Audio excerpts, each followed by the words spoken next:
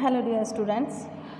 हम बात कर रहे थे हमारा चैप्टर नंबर 8 मिनरल्स के बारे में। अब हम बात करते हैं कि ये जो मिनरल्स हैं ये प्लांट्स के अंदर किस तरीके से पहुंचते हैं, मतलब mechanism of absorption of minerals salt. तो अब जो प्लांट्स हैं ये तो हमें पता है कि प्लांट्स के अंदर इन न्यूट्रिएंट्स की बहुत कम क्वांटिटी की ज़रूरत होती है इनमें प्लांट्स को, लेकिन ये मेजर रोल प्ले करते हैं। कुछ एलिमेंट्स थोड़ा सा ज़्यादा चाहिए होते हैं, कुछ एलिमेंट्स बहुत कम चाहिए होते हैं, लेकिन इनका रोल बहुत ज़्यादा होता है। तो प्लांट्स के अंदर एक लिमिट में ही क्या जा सकते हैं एलिमेंट्स या जो मिनरल्स हैं वो पहुंच सकते हैं, लेकिन उनका क्या प्रोसेस है उसके बारे में हम इस टॉपिक में पढ़ेंगे। तो हमें पता है कि प्लांट्स के अंदर दो मटेरियल है प्लांट्स के अंदर। रूट के थ्रू क्या होता है, वाटर का एब्जॉर्प्शन होता है सॉइल में से। तो सॉइल के अंदर मिनरल्स हैं और वो कहाँ जाएंगे, प्लांट्स के अंदर जाएंगे। ठीक है, तो प्लांट्स के अंदर का एनवायरनमेंट और प्लांट्स के बाहर का एनवायरनमेंट दोनों के बीच में एक इक्विलिब्रियम होना ज़रूरी है। ठीक है, मतलब सॉइल के अंदर जितने मिनरल्स हैं उतने ही कहाँ पहुँचेंगे, प्लांट्स के अंदर पहुँचेंगे और उनके बीच में एक इक्विलिब्रियम आ जाएगा। अब हम बात करते हैं यहाँ पर कि जो प्लांट्स जो हैं वो mineral salt are absorb from the soil as ions. कैसे आते हैं, ये आयंस की फॉर्म में आते हैं, मतलब जैसे कि सोडियम क्लोराइड है तो Na+ और Cl-। ठीक है, तो क्लोराइड आयन कहाँ जाएगा, प्लांट्स के अंदर जाएगा as ion by the meristematic zone and elongation zone of root. अब ये कौन meristematic zone and elongation zone किसका, रूट का, पढ़ चुके हैं हम इसके बारे में। Often the absorption of mineral salt is by the use of metabolic energy and it is active process. Mineral salt are absorbed by the two processes.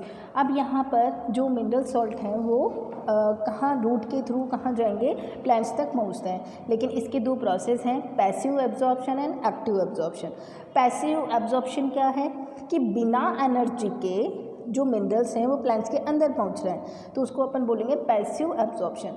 और अगर प्लांट्स को इन मिनरल्स को सॉइल से अंदर लेने के लिए एटीपी देना पड़ता है या एनर्जी लगानी पड़ती है तो उसको अपन बोलते हैं एक्टिव एब्जॉर्प्शन।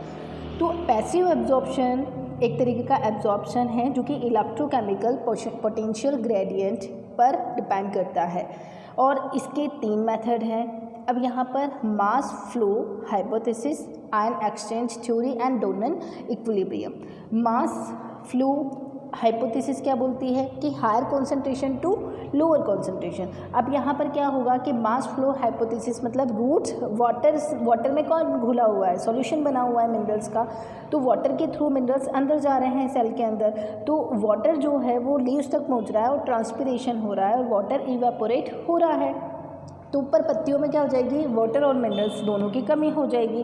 तो ट्रांसपिरेशनल पुल की वजह से वाटर जो है अलोंग विद द मिनरल्स ऊपर की तरफ आता जाएगा और इस तरीके से मिनरल्स प्लांट्स तक ट्रांसफ़र हो जाएंगे। अब आता है ion exchange theory. Ion exchange theory में हम बात करते हैं कि आयन 2 टाइप्स के होते हैं, कैटायंस एंड एनायंस। कैटायंस मतलब पॉजिटिव और एनायंस मतलब नेगेटिव। तो यहाँ पर अगर रूट सरफेस और एक्सटर्नल सॉल्यूशन, रूट सरफेस मतलब रूट के अंदर वाला एनवायरनमेंट और एक्सटर्नल मतलब रूट के बाहर वाला एनवायरनमेंट, उसके अंदर कैटायन और एनायन दोनों का एक इक्विलिब्रियम होता है और दोनों क्या होते रहते हैं, एक्सचेंज होते रहते हैं। अगर प्लांट के अंदर जिस एनायन की ज़रूरत है, ठीक है, प्लांट के अंदर वाले रूट के अंदर वाले एनवायरनमेंट में किसी एनायन की ज़रूरत है तो वो एक एनायन जिसकी ज़रूरत अभी कम है वो बाहर चला जाएगा और जिस एनायन की ज़रूरत ज़्यादा है वो बाहर वाले सॉल्यूशन से अंदर की तरफ आ जाएगा। इसका मतलब क्या हुआ कि cations are exchange for the cations. Cation जो हैं वो कैटायन की जगह ही एक्सचेंज होंगे और एनायन जो हैं वो एनायन को ही एक्सचेंज करेंगे। कहाँ पर, रूट के अंदर वाला एनवायरनमेंट से और रूट के बाहर वाले एनवायरनमेंट में। इस तरीके से कैटायन और एनायन का ज़रूरत के हिसाब से रिक्वायरमेंट के अकॉर्डिंग आयन एक्सचेंज होता है। ये भी क्या है, पैसिव ट्रांसपोर्ट है, मतलब इसमें किसी भी एनर्जी की रिक्वायरमेंट नहीं होती है। और ये डिफ्यूज़न प्रोसेस है। डिफ्यूज़न मतलब higher concentration to lower concentration. Donnan equilibrium theory. Donnan equilibrium क्या बोलता है कि डोनन जो है वो इक्विलिब्रियम उस थ्योरी को किसने प्रेजेंट किया, डोनन ने। डोनन क्या बोलते हैं कि प्लांट की मेम्ब्रेन मेम्ब्रेन जो रूट के मेम्ब्रेन और रूट के मेम्ब्रेन की इधर की तरफ सॉइल वाला एनवायरनमेंट है और इधर की तरफ रूट के अंदर वाला एनवायरनमेंट है, और ये क्या है प्लाज्मा मेम्ब्रेन। तो प्लाज्मा मेम्ब्रेन में कुछ ऐसे एलिमेंट भी होते हैं जो कि एक्सचेंज नहीं होते हैं, जो कि अपना जगह को चेंज नहीं करते हैं, ना तो वो सॉइल में आते हैं और ना ही वो रूट के प्लाज्मा मेम्ब्रेन मतलब सेल के अंदर जाते हैं, ना तो वो सेल से बाहर आते हैं और ना ही सेल के अंदर आते हैं। ऐसे एलिमेंट को हम क्या बोलते हैं, इमोबाइल या फिर फिक्स्ड आयन। क्या बोलते हैं, इमोबाइल या फिक्स्ड आयन। तो डोनर इक्विलिब्रियम थ्योरी इन्हीं फिक्स्ड आयन की वजह से बनी हुई है। तो और ये बहुत ज़्यादा इम्पॉर्टेंट रोल प्ले करते हैं, क्यों? क्योंकि इनकी जो जगह है वो तो एक्सचेंज नहीं होती है। अब इसके लिए हमें एक चीज़, मोबाइल और फिक्स्ड आयन के लिए हमें एक चीज़ समझनी पड़ेगी कि अगर कोई प्लांट का कोई एक पार्ट है, ठीक है, जैसे कि न्यूली पार्ट है, नई लीफ बनी हुई है, और एक है पुरानी लीफ। तो मोबाइल जो है वो पुरानी लीफ के पास सारे तरीके के एलिमेंट प्रेजेंट है, मिनरल्स प्रेजेंट है, लेकिन नई लीफ के पास नहीं है। तो पुरानी लीफ क्या करेगी, अपने मिनरल्स को किसको दे देगी, नई लीफ को दे देगी। तो इसका मतलब वो जो मिनरल्स हैं वो एक जगह से दूसरी जगह पर ट्रांसफ़र हो रहे हैं। तो ये कौन से हुए, मोबाइल एलिमेंट हुए, ठीक है। तो यहाँ पर अगर मोबाइल एलिमेंट की वजह से किसी चीज़ में डिफिशियंसी आ रही है, तो मोबाइल एलिमेंट की वजह से ओल्ड लीफ में क्या हो गई, कमी आ गई, तो उसके अंदर क्या होने लगेंगे, सिम्टम्स दिखाई देने लगेंगे, ठीक है। और इमोबाइल है, तो इमोबाइल जो एलिमेंट है वो किसके पास है, मतलब जो अपनी जगह चेंज नहीं कर सकते, तो वो ओल्ड लीफ के पास तो है लेकिन नई लीफ के पास नहीं है, ठीक है। वाटर से वो ट्रांसफ़र ही नहीं हो रहे नई लीफ के पास, क्योंकि वाटर या सॉइल में उसकी कमी है, लेकिन ओल्ड लीफ के पास तो वो ऑलरेडी पहले से हैं, लेकिन नई लीफ के पास नहीं है। तो इसके सिम्टम्स न्यू लीफ में आपको पहले दिखाई देंगे। तो ये हो गए मोबाइल और इमोबाइल एलिमेंट। तो अब क्या होगा, यहाँ पर जो डोनर इक्विलिब्रियम है, डोनर इक्विलिब्रियम में क्या होगा, कुछ फिक्स्ड आयन होते हैं और वो अपनी जगह एक्सचेंज नहीं करते हैं, और इसकी वजह से एक इक्विलिब्रियम आउटर एनवायरनमेंट और इंटरनल एनवायरनमेंट में एक इक्विलिब्रियम कंडक्ट होता है, और इसी की वजह से आयन का क्या होता है, एक्सचेंज होता है। अब यहाँ पर आता है इनडिफिजिबल। अच्छा, ये जो फिक्स्ड आयन होते हैं ये इनडिफिजिबल होते हैं, ये आपको ध्यान रखना है। कैसे होते हैं ये, इनडिफिजिबल होते हैं।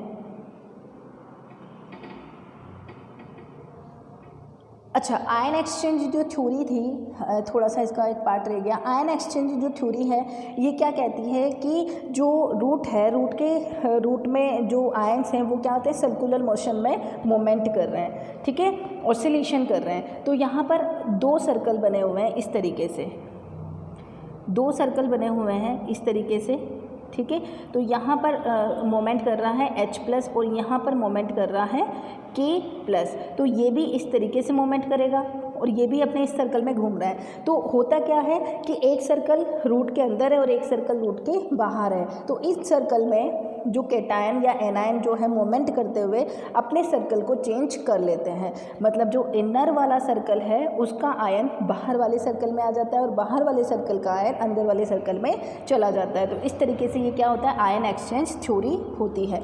उसके बाद हम बात करें donor exchange theory, donor equilibrium theory. Donor equilibrium theory हमें क्या कहती है कि अंदर सेल मेम्ब्रेन के अंदर वाला एनवायरनमेंट और बाहर वाले एनवायरनमेंट में कैटायन और एनायन, कैटायन को मैं ऐसे लिखूंगी और एनायन को मैं ऐसे लिखूंगी, ठीक है।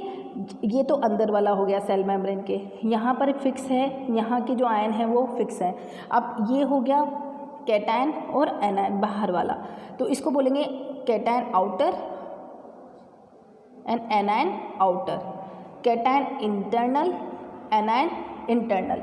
दोनों का मल्टीप्लिकेशन क्या होना चाहिए, इक्वल होना चाहिए, बाहर और अंदर। ये किसने दिया, ये डोनर इक्विलिब्रियम थ्योरी में। तो डोनर इक्विलिब्रियम जो थ्योरी कहती है वो इस तरीके से कहती है कि आयन का एक्सचेंज इस तरीके से होगा, बिना फिक्स्ड आयन के चेंज मोमेंट हुए बिना, इस तरीके से आयन का एक्सचेंज होगा कि कैटायन और एनायन का मल्टीप्लिकेशन अंदर और बाहर क्या हो, इक्वल हो। इसको अपन बोलेंगे डोनर इक्विलिब्रियम थ्योरी।